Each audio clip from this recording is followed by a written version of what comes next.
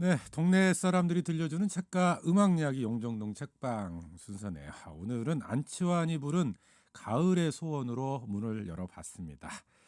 자, 계절이 바뀌면 돌아오는 분이죠. 물결서사의 임주화 시인 나와 있네요. 어서 오세요. 네, 안녕하세요. 네, 한여름에 떠났다가 완연한 가을이 돼서 돌아오셨어요. 네. 계절이 바뀔 때마다 이렇게 네, 계절 연인처럼, 음, 시절 인연처럼, 네, 네.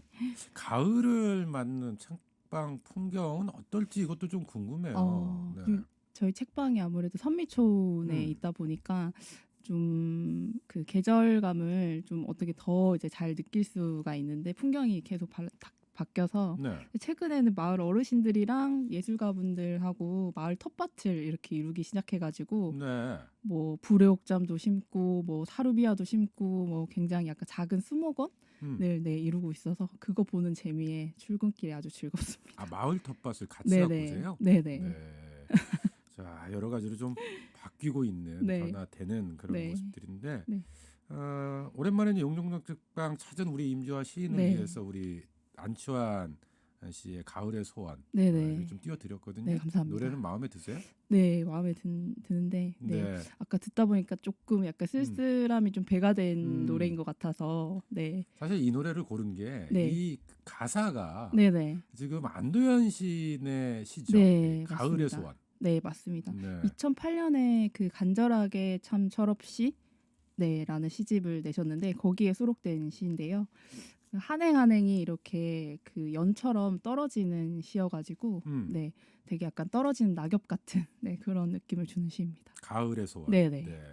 안도현 씨는 임주화 씨에게 개인적으로 네. 은사시기도 하다고 들었어요. 네 대학교 교수님이셨는데 교수님이라는 말보다 선생님이라는 호칭이 좀 더 잘 어울리시는 분이고 그만큼 좀 학생들이랑 좀 격이 없이 좀 장벽 없이 잘 지내오시고 뭐 밥값이나 술값도 잘 내주시고 네. 네. 그리고 글 열심히 안 쓰면 뭐 호통도 막 치시고 네, 음. 약도 올리시고 막 그러셨던 기억이 납니다. 네. 네.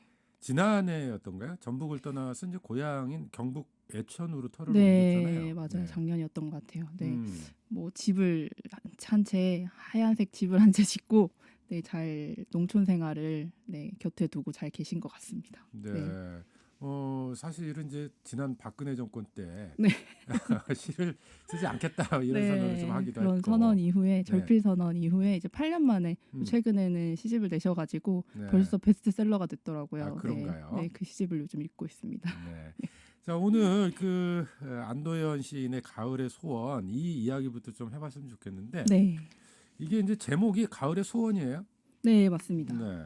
그러니까 가을의 버킷리스트 그렇죠. 네, 이것을 쭉 가을의 나열해 놓은 것 목록 같아요. 약간 네, 음, 그런 느낌. 뭐 저는 뭐 정막의 포로가 되는 음, 것도 좋고 뭐 가끔 소낙비 흠씬 맞는 것 이런 것도 좋았는데 네, 가장 마지막 구절에 있는 이제 초록을 그리워하지 않는 것이라는 구절을 되게 좋아해요.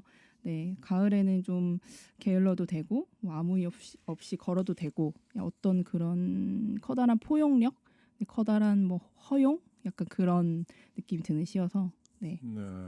아주 정막의 포로가 네, 되는 것이라는 네. 건 뭐예요?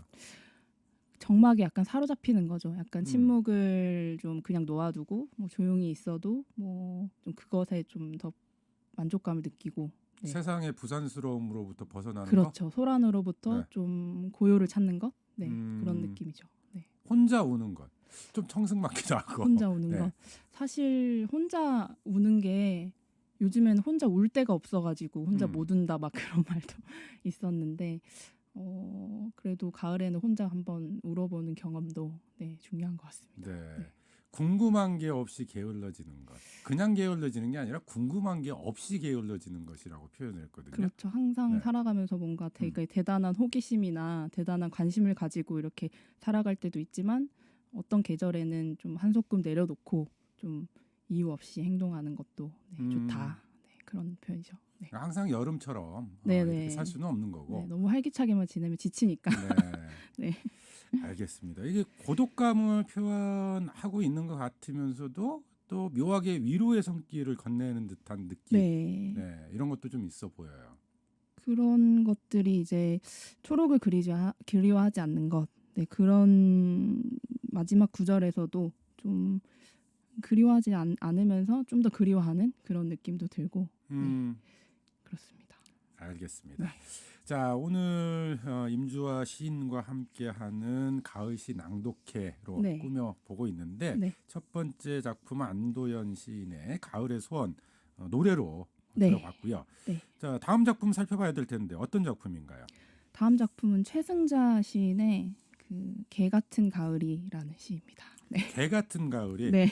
네, 제목이 상당히 네, 도발적이네요. 좀 과격합니다. 네. 네.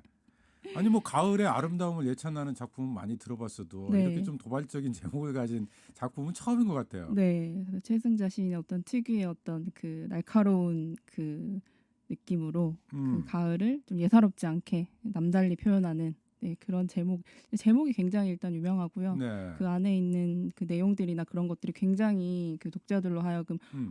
맞아 이런 느낌을 줘서 공감을 네. 불러일으킬 네, 수 네. 있는. 네. 네, 진짜 그런지 한번 직접 들어보죠. 네, 좋습니다. 최승자 시인의 개 같은 가을이 이번에는 임경희 아나운서의 목소리로 듣고 올게요.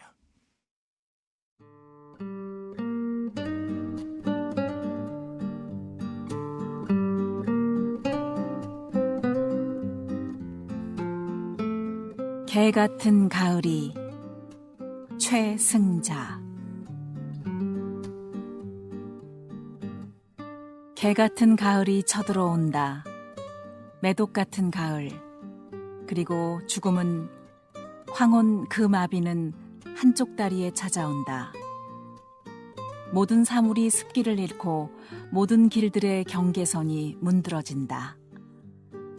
레코드에 담긴 옛 가수의 목소리가 시들고 여보세요? 죽선이 아니니? 죽선이지? 죽선아! 전화선이 허공에서 수신인을 잃고 한 번 떠나간 애인들은 꿈에도 다시 돌아오지 않는다.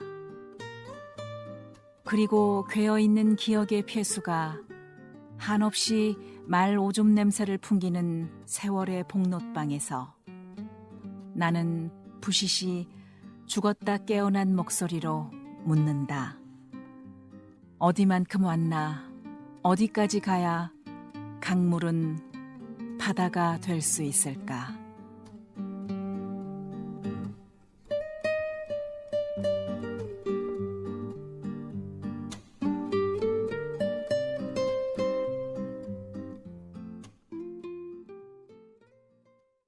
네, 최승자 시인의 개 같은 가을이 좀 들어봤는데 듣다 보니까 좀 가을이란 계절이 참 난폭하다, 네. 잔인하게도 좀 느껴지네요. 네네네. 네.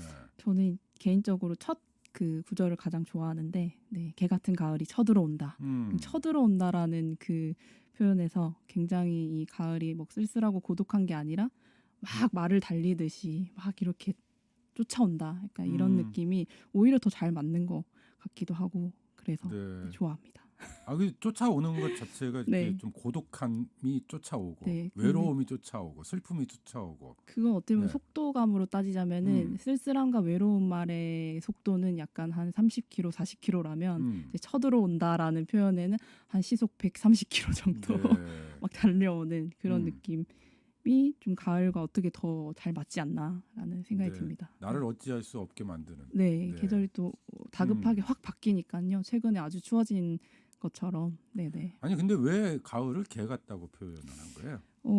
그건 뭐 문학평론가 김연이라는 분의 말에 따르면은 뭐 사랑받지 못한 사람의 고통스러운 신음?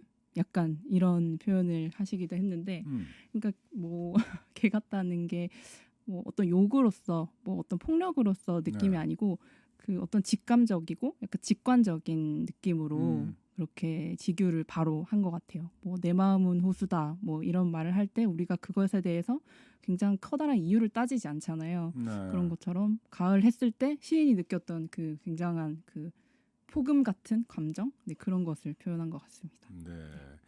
이 레코드에 담긴 옛 가수의 목소리가 네. 시들고 여보세요? 죽선이 아니니? 죽선이지 네. 죽선아. 이 대목도 좀 네. 한번 떠나간 애인들은 꿈에도 다시 돌아오지 않는다. 네. 어떠세요? 좋죠.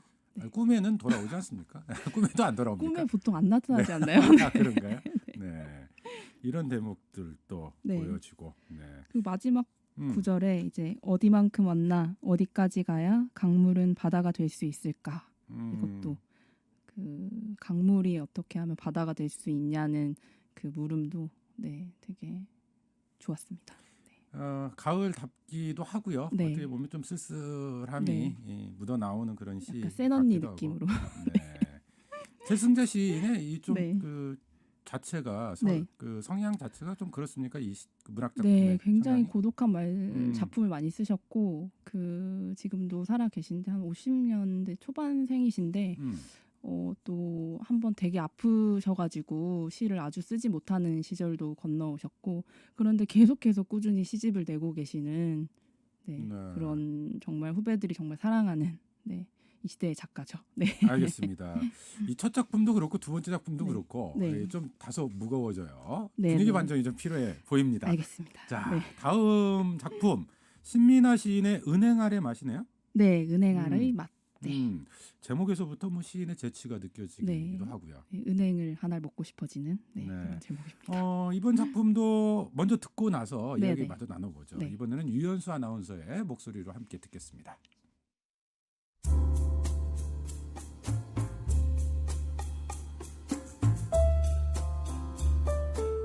은행 아래의 맛 신민아 당신은 하루에 딱 10개만 먹으라고 말했다. 신문지를 펼쳐놓고 펜치로 은행 껍데기를 쪼개 은행알을 입에 넣어준다. 조그만 박 같은 껍데기가 딱딱 벌어지는 소리를 들으면서 당신과 나는 눈짓도 낭비하지 않고 괜한 몇 마디 말도 섞지 않는다. 이 맛은 어떻게 왔을까? 공룡이 지나가던 중생대 은행나무 그늘에서 왔을까? 공룡의 성대는 불룩한 자루처럼 길쭉할까? 당신의 옆모습은 그저 무심결이네. 방금 거대한 황금빛과 공룡의 긴 꼬리가 머릿속을 빠져나간 줄도 모르고 내일 또 우리는 은행알을 먹겠네. 당신과는 상관없이 식도를 타고 구불구불하게 내려가는 과거의 먼 길을 생각하면서 초식공룡의 위장 속에 남은 풀씨 같은 것을 생각하면서 우리는 한 이불을 덮고 잠이 들겠네.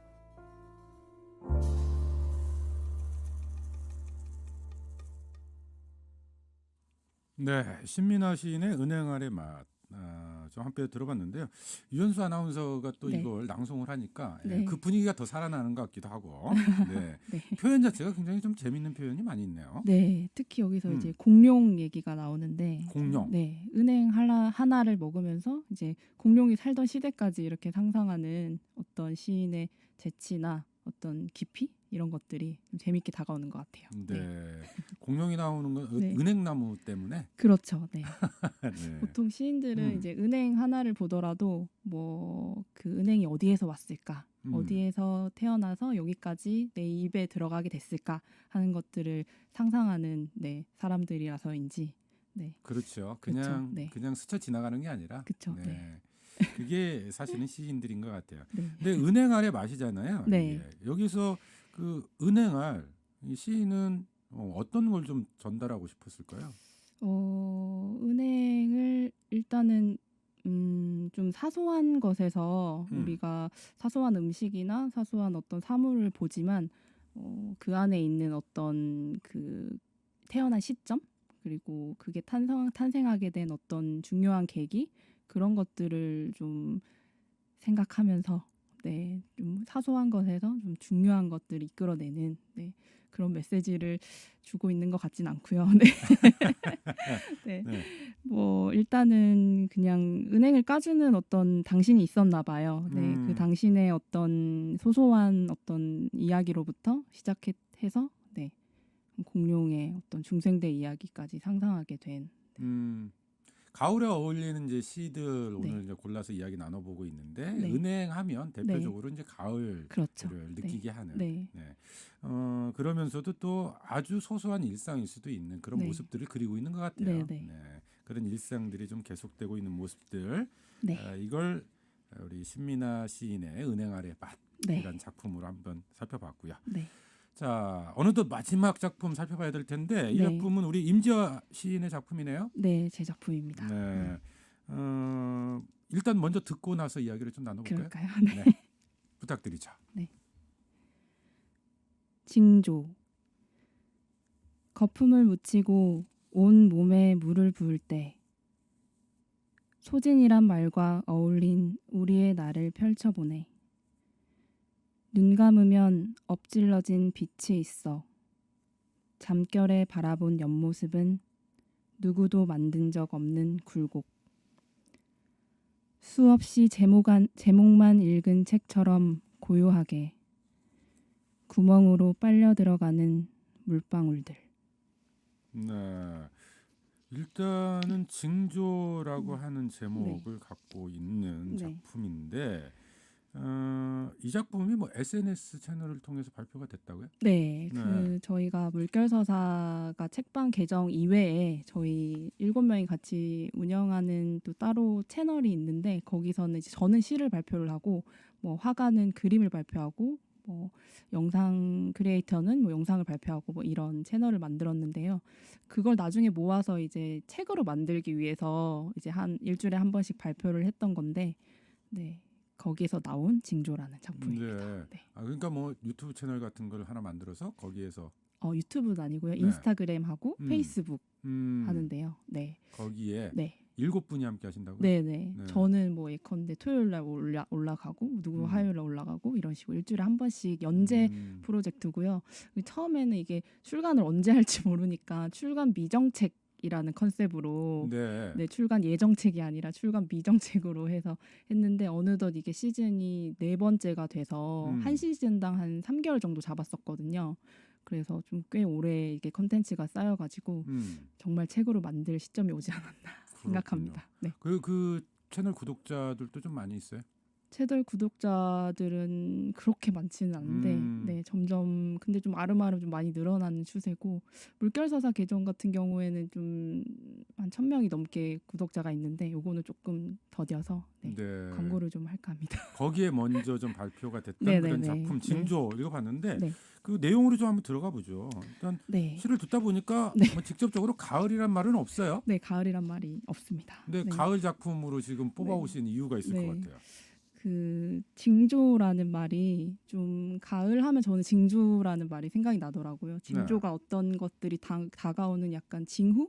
약간 어떤 것들이 태어나거나 죽기 전에 일어나는 일들? 약간 그런 이미지로 다가왔는데 저는 이 시 안에서는 좀 사랑하는 사람과 헤어지기 직전에 어떤 나만이 느끼는 신호 같은 가을 하면 좀 많이 헤어지기도 하고 뒤돌아서기도 하고 그런 어떤 계절감을 여기서 전혀 드러나진 않지만 네, 징조라는 말로 한번 풀어봤습니다. 그래서 이것도 이제 가을을 그리고 있는 거다. 네, 가을에 쓴 시긴 한데요. 네, 뭐 여러 계절에 읽어도 상관없습니다. 아니 근데 가을에 원래 많이 헤어집니까? 네, 그렇다고들 하는데 네. 가을에 그런 조사도 있었던 것 같아요. 어떤 계절에 가장 많이 헤어지는가 했을 때는 뭐 가을, 겨울이 제일 최고로 많았다. 뭐 그런 말들도 있었고 유독 봄과 여름에는 만남에 관한 이야기를 많이 하는데 가을과 겨울에는 항상 그 뒷모습이나 네, 항상 그림자나 이런 거를 얘기를 많이 하고 있으니까. 네.